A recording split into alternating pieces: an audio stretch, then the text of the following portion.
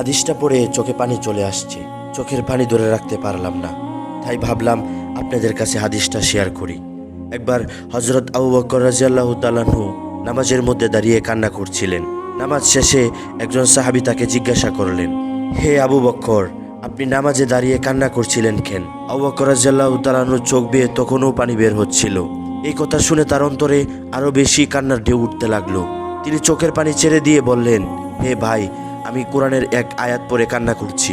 তখন সেই সাহাবী জানতে চাইলেন, কোন সেই আয়াত যা আপনাকে কান্না করালো? তখন আবু বকর রাদিয়াল্লাহু তাআলা আনহু বললেন, সেই আয়াতটি হলো, হে বান্দা, আমি তোমার জানমাল কিনে নিলাম, বিনিময়ে আমি তোমাকে জান্নাত দিয়ে দিব। সূরা আত-তাওবা আয়াত নং 111।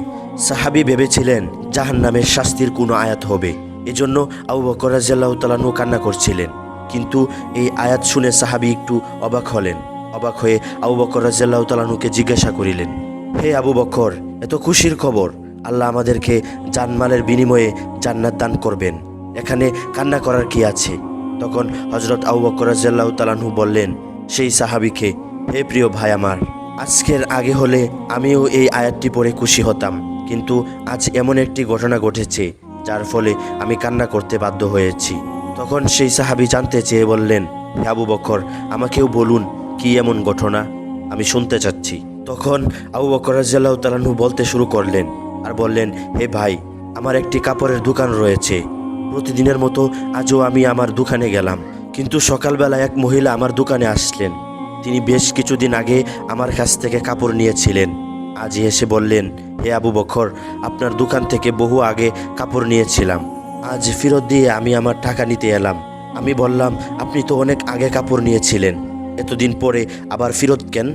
মহিলাটি বললেন, আবু বকর, আপনার কাপড়টা আমার পছন্দ হয়নি, যার ফলে আমি আবার আপনার কাছে নিয়ে এসেছি। আপনি আমার টাকা দিন এবং আপনার কাপড় ফেরত নিন। এই আয়াত পরে আমি এই জন্যই কান্না করছি যে যদি হাসরের ময়দানে আল্লাহ তাআলা আমাকে বলে ফেলেন, হে আবু বকর, তোমার জানমাল ফেরত নাও এবং এর বিনিময়ে যে জান্নাত দিয়েছিলাম তা ফেরত দাও, কেননা তোমার নামাজ, তোমার কুরবানি, তোমার রোজা, তোমার জিহাদ, তোমার জিকির আমার পছন্দ হয়নি, তাহলে তখন আমি আল্লাহ তাআলার কাছে কি জবাব দেব?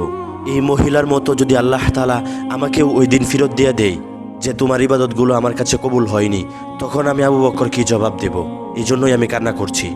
সেদিন তো আমার নিজের কোনো কিছু করার থাকবে না, এই ভেবেই আমি কান্না করছি। সুবহানাল্লাহ।